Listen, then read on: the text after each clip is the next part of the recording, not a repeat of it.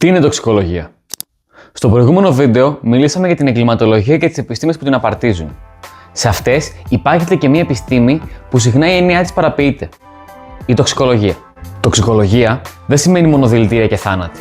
Σημαίνει όρια.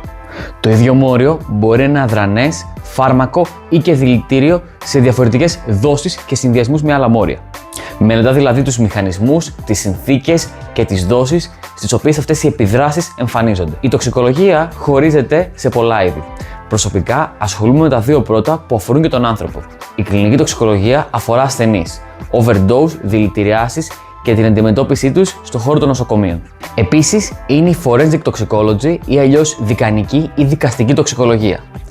Αυτή αφορά τη σχέση αίτιο-αιτιατού σε υποθέσεις νομικού ενδιαφέροντος. Για παράδειγμα, το doping control στους αθλητές.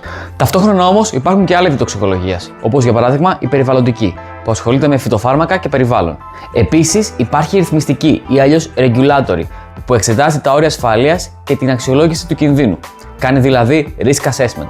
Η γενικότερη τοξικολογία αποτελεί μια αναλυτική επιστήμη με τεχνικές αναλυτικής χημείας, συμπτωματολογίας, βιοχημείας και γενικότερα τεχνικές από άλλες επιστήμες και συνδυασμούς αυτών, σκοπεύει στην ποιοτική και ποσοτική ανάλυση.